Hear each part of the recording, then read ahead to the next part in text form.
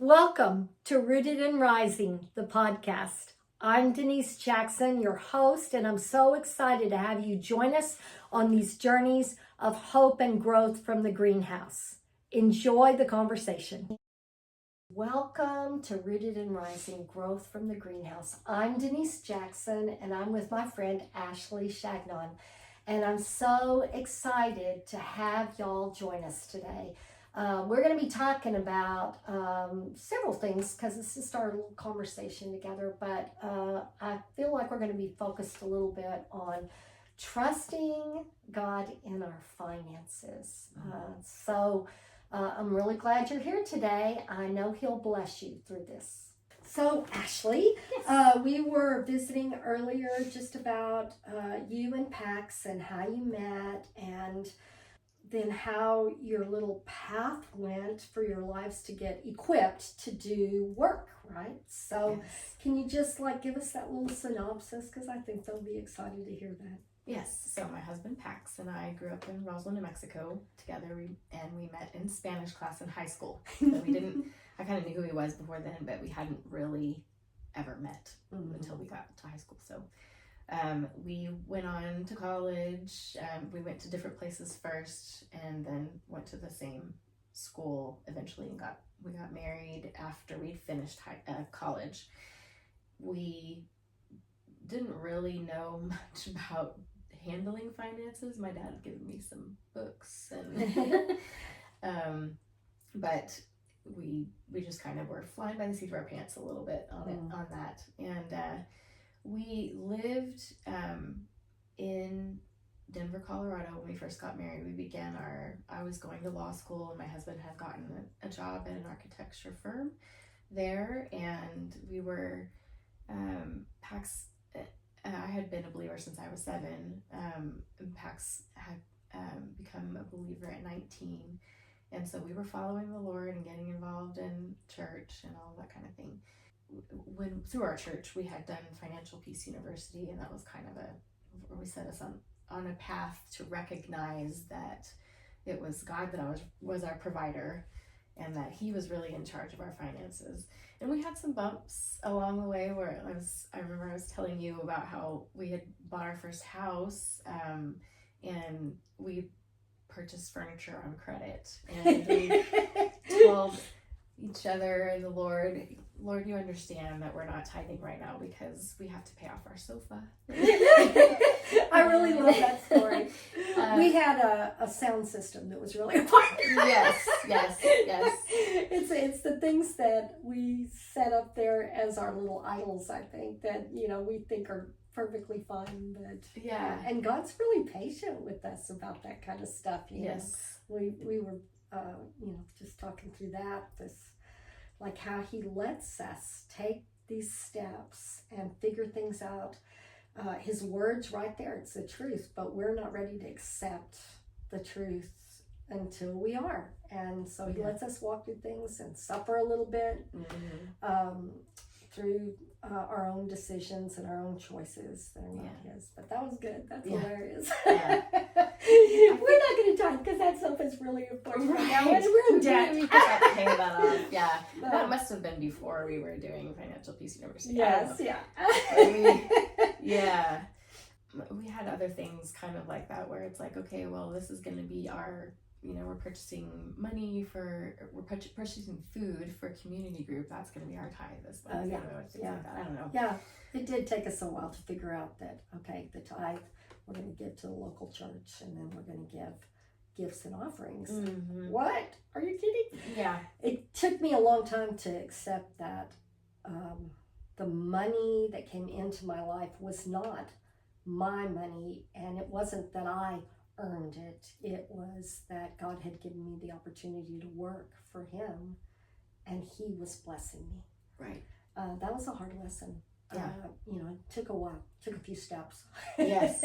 Yeah. But wow, since I have the weight that's lifted off of you when you realize that it's not your responsibility. Okay, so that's a great lead into the season of kind of a scary time for you guys. Yes, so we had begun to trust the Lord more with our finances, and we would have financial summits, that we like to call them, where we had budgeted, because we had done Dave Ramsey and we had done a zero-based budget.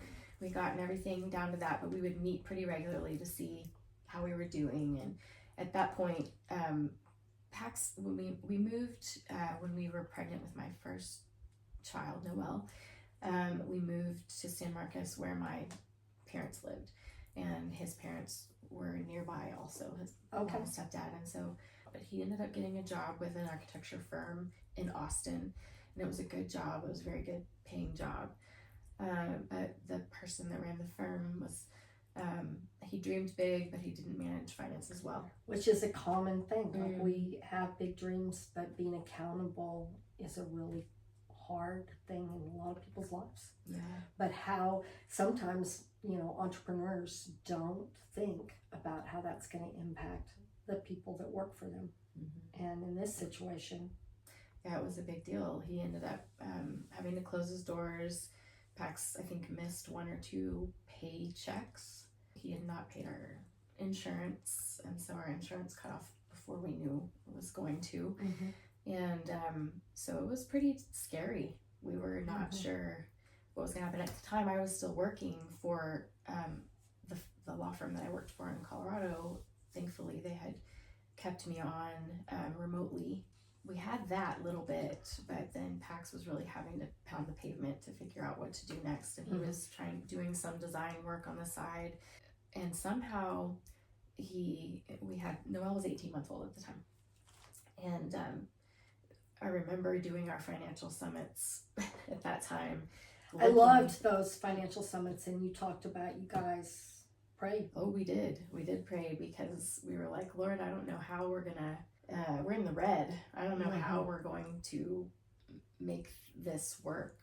So we need your help. And somehow, every month, we never had to decide, is this going to get paid or is this going to get paid? There was enough. There was just enough for everything. A little bit would come in from a design job that he had done, or there would be an escrow refund, or something, and it just worked. God made it work. And we were faithful during that time to tithe our 10% of our income, because we knew that we were totally dependent on God really and believing His promises. So the hardest time in your life, really, and you were tithing at that point, trusting Him, and He didn't let you down. He doesn't let us down. He just doesn't. Well, He makes that promise in Micah, where He says, test me in this. That's the one thing He says. I know. Test me in this, and I see if I don't pour out a blessing you can't even contain. Yes. And He did. He blessed us, and then He somehow, Pax stumbled into a job at Texas State. He applied. He ended up getting one in the interior design program, teaching some of their drawing classes there. And he did that for about 5 years, and that treated us really well. That's great. And then he started his own, or what happened after that? He was kind of doing his own simultaneously, but it was like, 80% Texas State, 20%, Pax's business. And then, slowly he started to build up. So what a gift to be able to start your own business. So I talk about that with business owners, like, you want to be an entrepreneur. Keep your job and begin to do the steps to build your business, because really that's the provision God has for you right now. But He's put that dream in your heart, and so He'll open the doors. He will open the doors to how you're going to do it. If this is going to get to be part-time, and you'll go. And so here's the perfect example of how He did that with Pax's life. That's great. Yeah, and He moved us here. When He moved us here, we got connected with our church. The first day we met one of the overseers at the time, Catherine Duffy. Oh, I love to get Duffy.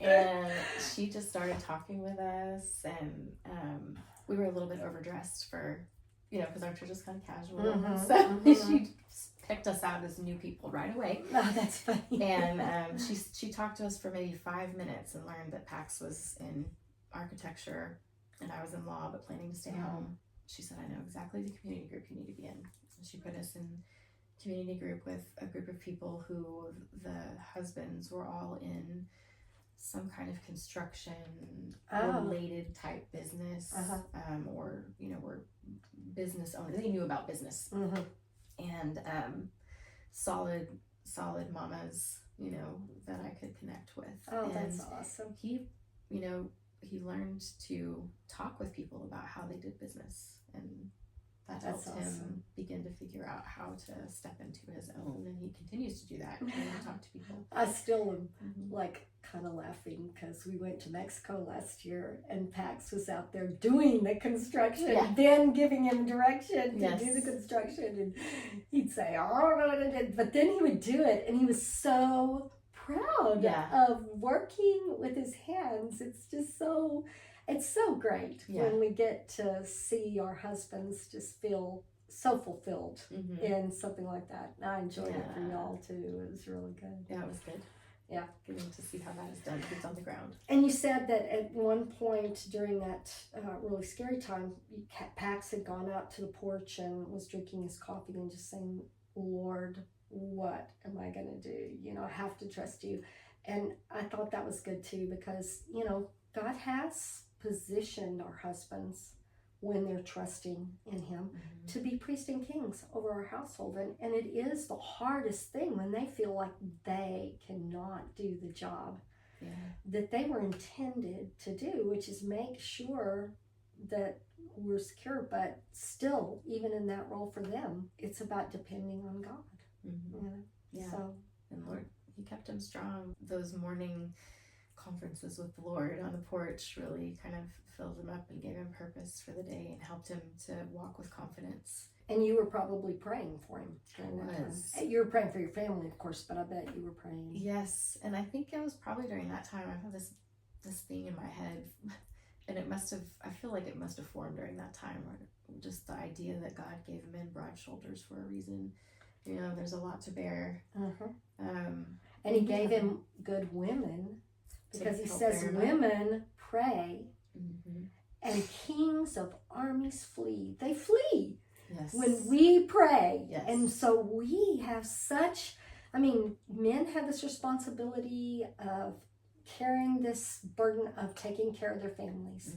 Women are called to pray, and we are mighty. We fight battles that they can't even see.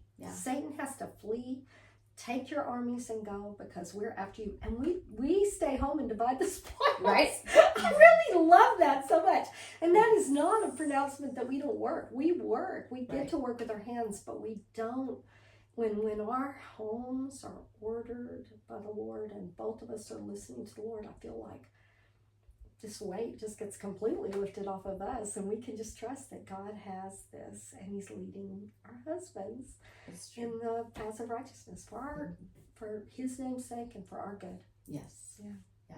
That's so true. So good. Yeah. So you have 3 children. I do. You have 2 beautiful daughters that are the oldest, and then it ended up with a son who is such a boy. I mean, he is so fun and ready for every adventure. What a blessing. But how was that, growing those kids, like when you realized you were responsible for these children? And is that how you felt? Or we took it one at a time. Pax is an only child. Oh, wow. There was just me and my sister in my family. We started off with Noelle, and I remember telling a friend who had 3 kids at the time, how do you do it? Because I feel so overwhelmed with just my one child, and I see you just kind of going along with your 3. And she said, you know what, I learned a long time ago, and somebody told me that whatever you have, you're at capacity. And that's a great lesson. So you can't look at my situation and it's different. It's just going to be different, and then your capacity grows along with your family. And it's true, it does. I thought, I'm going to space them 2 years apart, because my sister and I are 5 years apart. It took a long time for us to build a relationship, and so I wanted my kids to be close right away. But the time came where I should be moving on to child number 2, and I was not ready to have another child yet. So we waited and had Henri 3.5 years later, and she was much more active and climbing on things and, go get him. Then Noelle was very calm. And then Levi was a whole nother level. Yes. But that was an interesting story because I remember that our pastor at the time, before we had Levi, we thought, you're done. Well, actually, it was interesting. It's funny. I remember driving home from the hospital with Omri. And as I'm sitting there thinking, feeling like this is not it. Oh. And I was a little mad. Well, yeah, because you just got through labor. Yeah, and she was my easiest labor. Oh, that's good. But yeah, it was interesting. I was like, it's weird that I'm feeling that way. But our pastor had a series, children being arrows in your quiver and sending them out, and I feel like that just struck something in us, and we were like, why not have another one? Why not? That's kind of what it was. Yes. And then here comes Levi. And we thought for sure it'd be another girl. Yeah.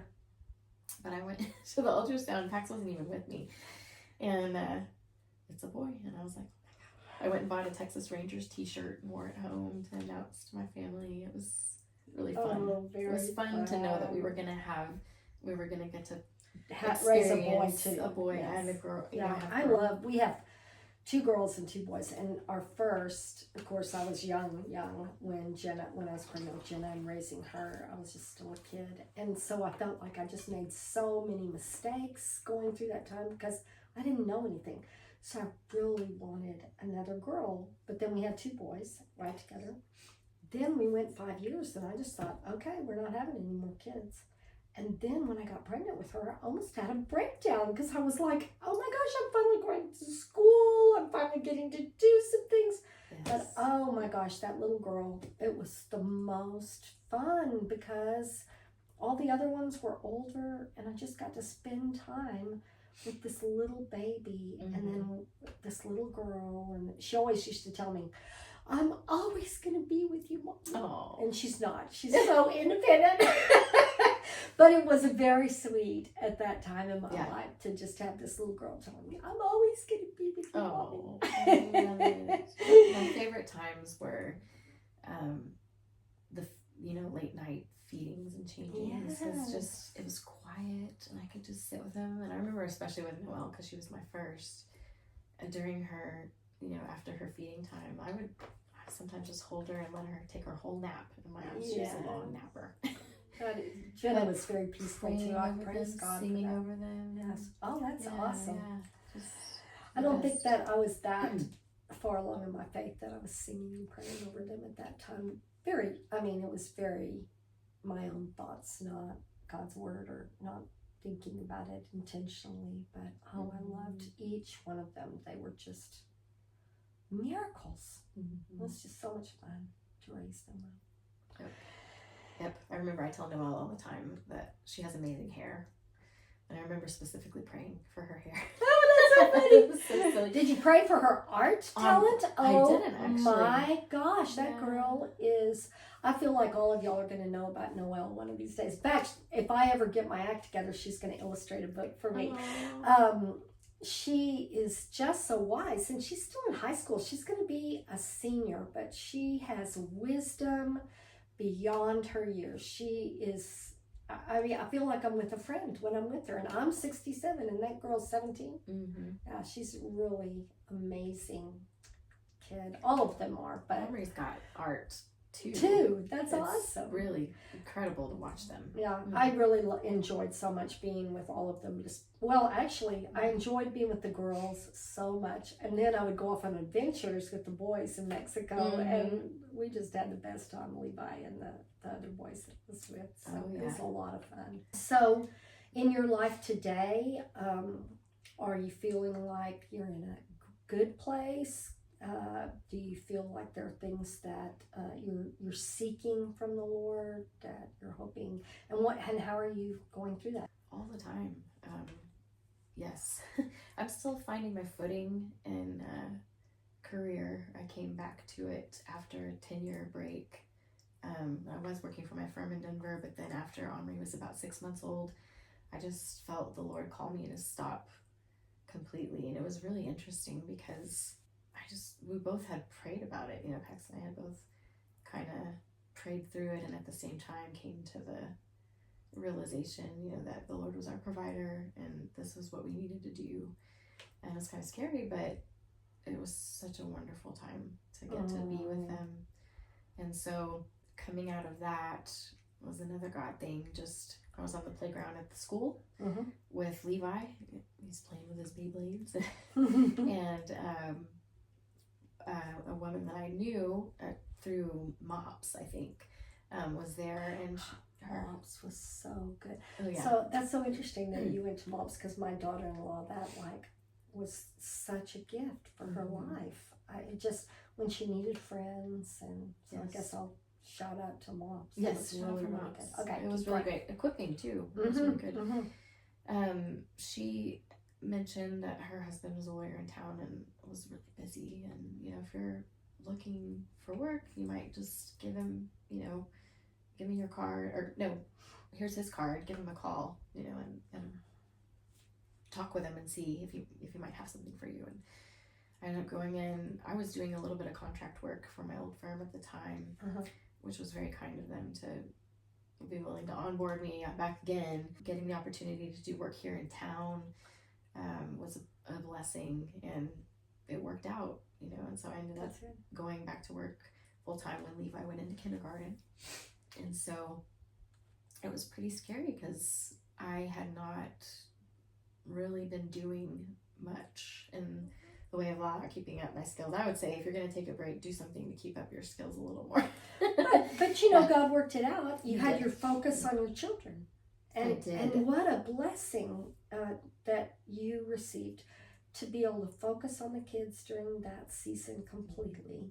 And then as they started growing and you were letting them go a little bit further in that little arrow, not too far yet, then you had this gift of a skill that you could use, and he opened up the door. It was a miracle. And he does that, And he doesn't just do it for Ashley or Denise. He's not a respecter of persons. If your heart is to raise your children, I think I wanted to say to you, God knows your heart. He gives you the desires of your heart. And if you think it's impossible to do, just start trusting again, and he will open the doors that no man can shut. It will just be an incredible testimony, like Ashley's is, like mine is, for you too. It's really true where it says he gently guides those with young. As, we struggled with when to start school. Noelle was an August baby, and I remember specifically praying about that. It was time, she was 5, and we were like, okay, it's time for her to start kindergarten. And I remember I was on my way to a play date and just praying, and a thought just dropped into my head. It was like, what's your hurry? And I was like, I don't know. What is my hurry? And I was just thinking about that all during that play date, and then I got home and I told Pax, I was like, I had this thought drop in my head today. I think God might be saying we should wait to send Noelle to kindergarten. And he was like, you know what? I was just talking to some clients today, and they said they waited. And so we waited for another year. And I'm it was glad the you best did. thing for her. Yeah. And it made it easier when Omri was not. She was right at the perfect time. There was no question about her. But then Levi, again, was an August baby. And it was easier. I did talk to teachers and things like that at that time, but it was a little easier to be like, it's going to be okay if we wait. It's fine. And then you got that 1 more year with Levi too, which was your last. So that was such a blessing too. It was really good. Yeah. But I loved how he would guide us in that. And he gave me, during that season, I had such incredible, I would get up really early. I went through a season where I remember specifically telling Pax, I know that there's more in the Lord for me, and I want your blessing to seek it out. I really want more. Yes. He's like, I don't know what you mean, but sure. I love that. I love that. And I just knew that he had more for me, and he wanted me to search it out. And I went and searched out some women that I knew that I felt like were operating in what I wanted. Yeah. And it was so beautiful. And during that season, I would get up really early. I remember Beth Moore said, if I knew that if I was going to have any victory in a day, I had to get up before my kids. Yes, yeah, and that was hard. because they do get up early and or they don't, and you're having to get them up. So you just feel like, oh my gosh, this is a long day. But yeah, but get up super early. Like I got up at like 4 and would get in my closet, the downstairs closet. My mother-in-law was really kind to help me like get an alpha system in there, so it was super organized. Oh, and it was that's teeny great. tiny. Yeah.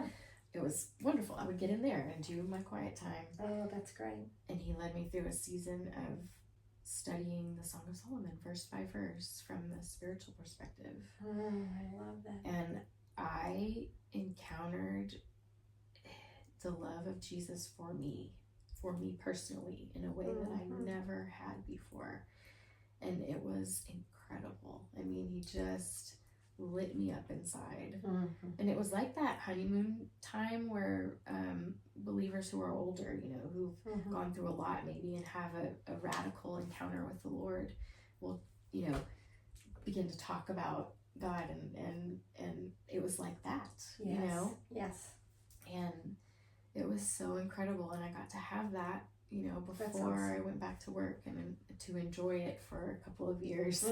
You know, I told you, like in this time of my life, in the last 20 years, of just waking up, and like before I even wake up, I hear him.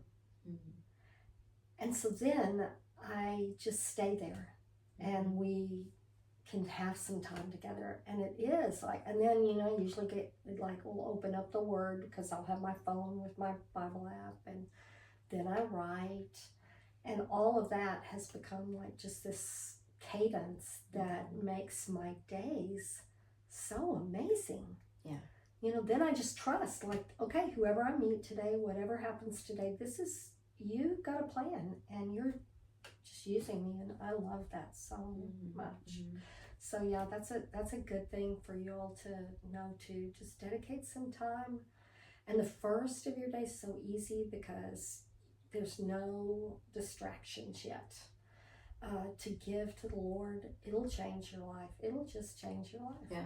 I still do that. It's a lot shorter than it. Sure, that's what I was saying. I can't Sometimes have 2 it's just hour a few minutes. quiet times. Yeah. And he doesn't have a rule about that. It's just like, I just grab onto his hand. That's what I feel like. I'm grabbing onto his hand saying, okay, let's not do anything today. Let's not do anything today without you holding my hand, because I am not that smart. You are. You lead me. Yeah. And it just changes the way that I walk. And like when words are said that might have offended me in the past, now I see hurt in somebody. It's like, there's so many things we could talk about that forever, but yes, you just see differently because you're seeing through his eyes instead of your own. So yes, that's good.